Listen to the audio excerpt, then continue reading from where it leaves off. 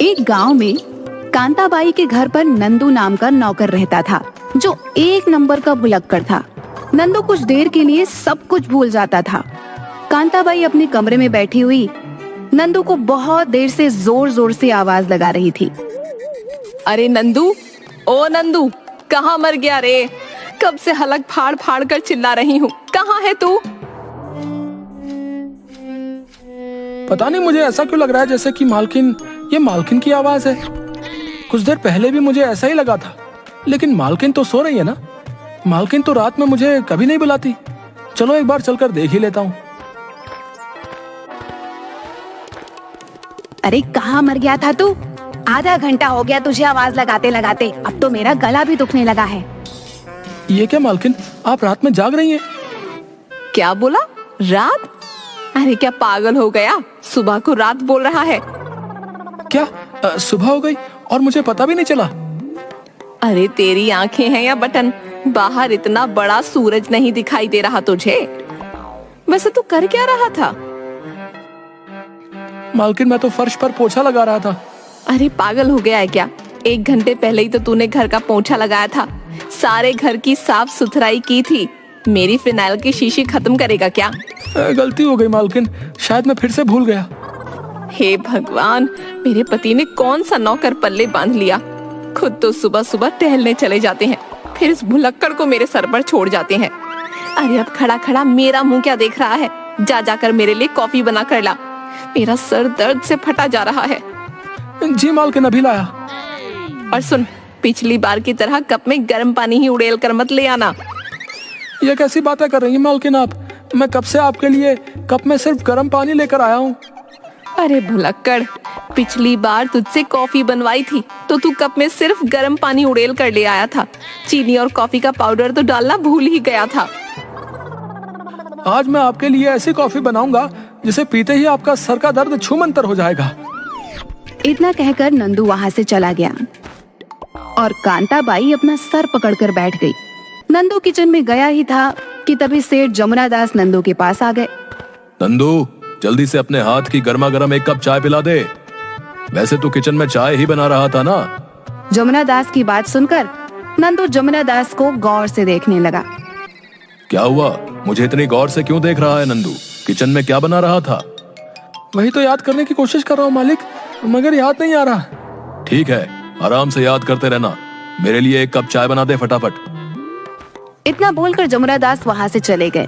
अब नंदू याद करने की कोशिश करने लगा कि कांताबाई ने उसे किस काम के लिए बोला था। कुछ देर बाद जमुना दास फिर नंदू के पास आ गए। ये क्या नंदू, तुमने अभी तक चाय नहीं बनाई? कौन नंदू? आप किससे बात कर रहे हैं? अरे तू नंदू, यहाँ कोई दूसरा नंदू है क्या? याद आ गया, मेरा ही तो नाम नंदू है, लेकिन आप कौन हैं? अरे मैं जमुना दास। ये क्या है नंदू? अगर तेरे ऐसे ही हालात रहे तो मुझे अपना आधार कार्ड अपनी जेब में लेकर घूमना पड़ेगा। इतना बोलकर जमुना दास चले गए। तभी नंदू के कानों में कांताबाई की आवाज टकराई। कहाँ मर गया नंदू? घर पर ही बना रहा है या बाजार से करके आएगा? नंदू अपना सर पकड़कर अपने आप से बोला। अरे मालकिन की आवाज, ये कहाँ चक्कर में फंस गया? मैं तो भूल ही गया कि मालकिन ने क्या बोला था। एक काम करता हूँ, मालकिन से जाकर पूछ कर आता हूँ। नंदू ने अपने कदम आगे बढ़ाए ही थे कि तभी वह रुककर फिर दोबारा अपने आप से बोला। नहीं, अगर मालकिन के पास दोबारा जाऊंगा तो वो तो पूरा घर आसमान पर उठा लेंगी। क्या करूं? हाँ, याद आ गया। शायद उन्होंने बाजार से टॉफी लाने के लिए बोला था। नंदू तुरंत बाजार में एक दुकान वाले के पास जाकर बोला, 1 टॉफी दे दो चाचा। क्या हाल है भुलक्कड़ नंदू? आज सुबह सुबह टॉफी लेने आ गया है? कुछ समझ में नहीं आया। जहाँ तक मैं जानता हूँ तो कांताबाई के घर पर तो कोई छोटी बच्ची भी नहीं है। अरे छोटी बच्ची तो छोड़ो, उन दोनों की तो कोई औलाद ही नहीं है। एक तो तुम मुझे भुलक्कड़ कहना बंद करो, समझे? और जल्दी से मुझे 1 टॉफी दो। अरे तुम तो बुरा मान गए नंदू भाई। मैं तो बस ये पूछ रहा था कि टॉफी किसके लिए ले जा रहे हो? मालकिन के सर में बहुत दर्द है, उन्होंने मुझसे टॉफी लाने के लिए बोला है। नंदू की बात सुनकर दुकानदार सर पकड़ते हुए बोला, सर में दर्द है और कांताबाई ने तुझे टॉफी लाने के लिए बोला है? नंदू भैया, क्या टॉफी में डिस्प्रिन की दवाई मिलकर आ रही है क्या? है? वो सब मुझे नहीं पता, छोटी मालकिन ने बोला है तो बोला है। लाओ जल्दी से 1 टॉफी दो। दुकानदार ने नंदू को एक टॉफी दे दी और नंदू खुशी से झूमता हुआ घर आ गया। नंदू टॉफी को प्लेट में सजाकर सीधे कांताबाई के कमरे में जाकर बोला, ये लीजिए मालकिन। ये क्या है? अरे मालकिन, आपने ही तो बोला था टॉफी लाने के लिए। यह सुनकर कांताबाई गुस्से से लाल पीली होते हुए बोली, अरे तेरा सत्यानाश जाए, तुझसे कब कॉफी बनवाई थी? सर में बहुत तेज दर्द था, 1 घंटे से इंतजार कर रही हूँ और तू क्या लाया है ये टॉफी? अरे मैं कोई छोटी बच्ची हूँ क्या? मैं फिर भूल गया, मुझे लगा आपने टॉफी मंगाई है। अरे टॉफी नहीं भुलक्कड़, कॉफी बनवाई थी तुझसे। ठीक है, मैं अभी बना कर आता हूँ। नहीं नहीं, कहीं जाने की जरूरत नहीं है, मैं खुद बना लूंगी। तू बस एक एहसान कर। क्या मालकिन? मेरी नजरों से इस वक्त दूर हो जा। नंदू वहाँ से चला गया। जमुना प्रसाद यह सब देखकर जोर जोर से हंसने लगे। हंसो और हंसो। है, बहुत हंसी आ रही है ना तुम्हें? अरे क्या जरूरत थी इसे यहाँ रखने की? इसने मेरे सर में दर्द कर दिया है। तुम इसे धक्के देकर बाहर क्यों नहीं निकाल देते? तुम तो जानती हो कांता, इसका पिता सुखिया हमारे यहाँ बरसों से नौकरी करता था। इसकी माँ तो इसे जन्म देते ही चल बसी और कुछ दिनों पहले बेचारा सुखिया भी चल बसा। अब ये बेचारा कहाँ जाएगा? अरे कहीं भी जाए, पानी में डूबकर मर जाए, मुझे इससे क्या? इसकी भूलने की आदत ने मेरे सर में दर्द कर दिया है। चिंता मत करो, धीरे धीरे ये सही हो जाएगा। सीख नहीं जाएगा बल्कि मुझे मार देगा। तुम तो वैसे भी यही चाहते हो ना। सीधे सीधे ये क्यों नहीं कहते कि तुमने इसे मुझे टॉर्चर करने के लिए रखा है ताकि मैं वक्त से पहले ही मर जाऊं। लेकिन ध्यान रखना, मैं इतनी आसानी से नहीं मरूंगी। मैं तुम्हारा पीछा अगले जन्म तक करूंगी। वो तो मैं शुरू से ही जानता हूँ। कहना क्या चाहते हो तुम? अरे जब तुम्हारे कदम इस घर में पड़े थे, मैं तभी समझ गया था कांता कि तुम मेरा पीछा अगले जन्म तक नहीं छोड़ोगी। वो सब छोड़ो, कल मेरी शहर से बहन आने वाली है, तुम्हारी साली। कल तुम्हें याद से उसे स्टेशन लेने जाना है। पिछली बार तुम खुद भूल गए थे और वो बेचारी पूरे गांव में भटकती फिर रही थी। साल में 9 महीने तो वो यहीं रहती है और फिर भी वो घर का रास्ता भूल जाती है। तुम्हारी बहन के भी बहुत चोचले हैं कांता, और अभी कुछ दिनों पहले ही तो वो यहाँ से गई थी। तुम्हारा दिमाग तो ठीक है। जब से मेरी शादी हुई है तब से तुम्हें मेरे घर वालों से ही दिक्कत होती है। वो पूरे 1 महीने बाद आ रही है यहाँ पर। वक्त कितनी तेजी से गुजरता है पता ही नहीं लगता। तुम चिंता मत करो, मैं तुम्हारी बहन झुमकी को स्टेशन लेने खुद चला जाऊंगा। अरे तुम खुद ही जाना, कहीं अपने इस भुलक्कड़ नौकर को वहां मत भेज देना। पता चला ये उसे घर लाने की बजाय किसी लाइन की पटरी पर बिठा दे। काश मैं ऐसा कर पाता। क्या बोले? कुछ नहीं। इतना बोल के जमुना प्रसाद चले गए।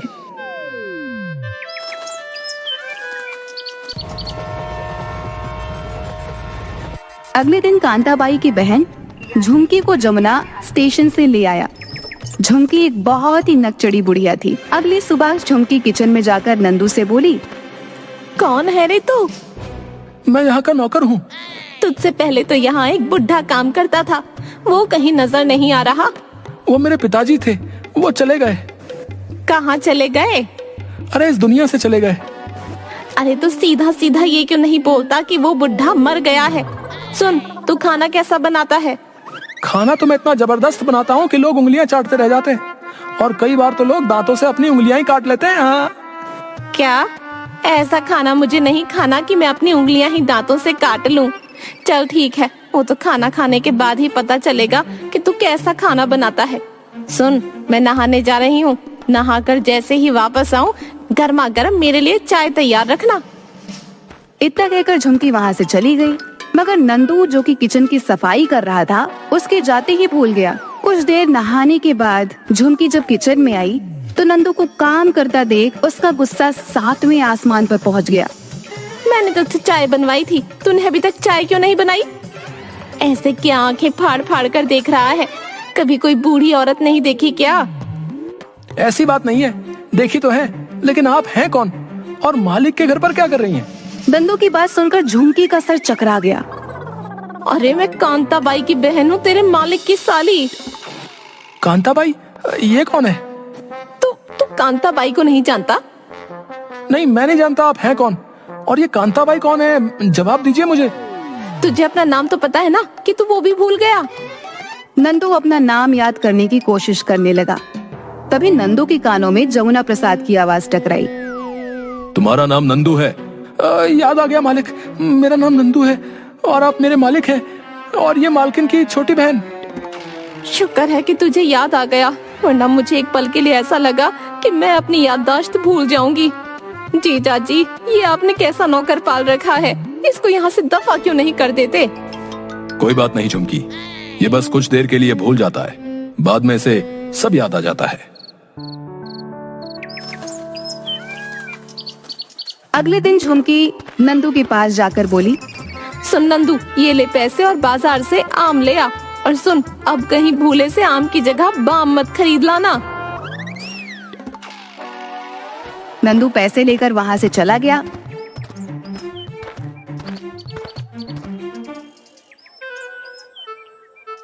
इस बार मुझे किसी भी कीमत पर भूलना नहीं है, नहीं तो मालकिन मुझे पक्का नौकरी से निकाल देंगी। एक काम करता हूँ, आम आम कहते कहते बाजार तक जाता हूँ, इससे मुझे याद रहेगा कि मालकिन की बहन ने क्या मंगाया है।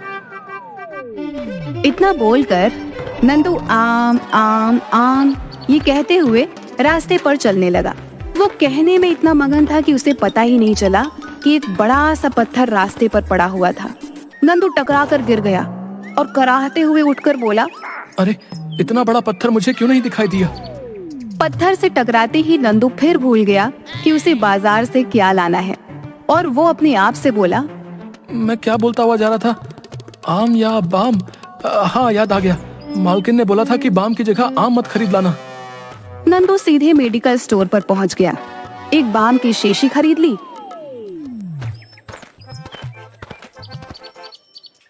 और झुमकी को पकड़ाते हुए बोला, ये लीजिए छोटी मालकिन, देखा इस बार मुझे सब कुछ याद रहा।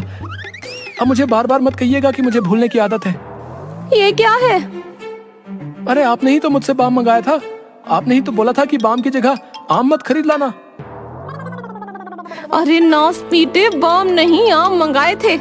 अरे कांता, तू बिल्कुल सही कहती थी, इसे खेत जाने की बोलो तो खलिहान की ओर चला जाता है।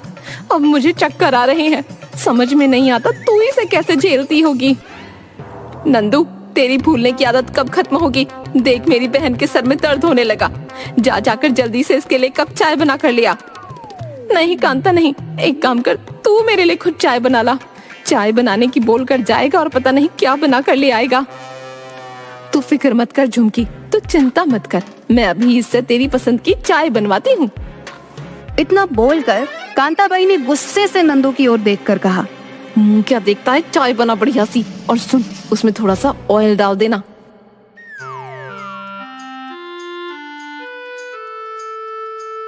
अरे ऐसे दीदे फाड़ फाड़ कर क्या देख रहा है भुलक्कड़ कहीं के? चाय में ऑयल डालकर पीने से झुमकी के सर का दर्द ठीक हो जाएगा। और सुन, थोड़ा कम ही डालना, कहीं ज्यादा मत डाल देना। नंदू सिर हिलाते हुए उस वक्त वहाँ से चला गया। मगर सच तो ये था कि नंदू समझ ही नहीं पाया था कि आखिर कांताबाई चाय में क्या डालने की बात कर रही थी। तभी नंदू की नजर किचन के साइड में रखी हुई फिनाइल की शीशी पर पड़ी। उसके दिमाग में कांताबाई की बात टकरा गई। अरे तूने 2 बार तो पोछा लगा दिया है, मेरे फिनाइल की शीशी को खत्म करेगा क्या? नंदू अपने आप से बोला, लगता है मालकिन फिनाइल कहना चाह रही होंगी, मगर गुस्से से उनकी जुबान से ऑयल ही निकला। नंदू ने चाय बनाकर उसमें फिनाइल की कुछ बूंदें डाल दी और सीधे झुमकी के पास लेकर पहुंच गया। झुमकी ने जैसे ही एक घूंट पिया, उसके नाक से फिनाइल की तेज गंध आने लगी और उसने उल्टी कर दी। अरे नास पीटे, क्या डाल कर लाया है इसमें? इसमें तो फिनाइल जैसी गंध आ रही है। कहीं चाय में तूने फिनाइल तो नहीं डाल दिया? क्या फिनाइल? क्या तू मेरी बहन को मारना चाहता है? मालकिन आपने ही तो बोला था यही डालने को। अरे करम जले, मैंने ऑयल डालने को बोला था, फिनाइल डालने को नहीं। मैं जा रही हूँ कांता, अगर मैं तेरे घर कुछ दिन और रुकी तो ये तो मुझे पक्का मार देगा। मैं अभी नहीं मरना चाहती, मैं जा रही हूँ। अरे झुमकी, मेरी बात तो सुन। नहीं कांता नहीं, पहले इस भुलक्कड़ के दिमाग का इलाज करा।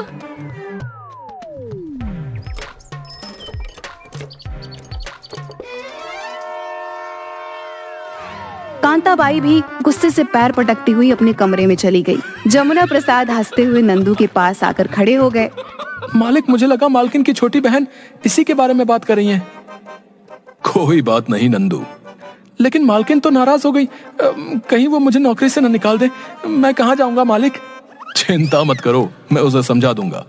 एक काम तो तुमने वाकई बहुत अच्छा किया। कौन सा काम मालिक? यही कि तुमने झुमकी को यहां से दूसरे दिन ही भगा दिया। मैं ऐसा करने की 30 सालों से सोच रहा था। चलो, तुम्हारे भूलने की आदत मेरे कुछ तो काम आई। नंदू और जमुना प्रसाद दोनों हंसने लगे।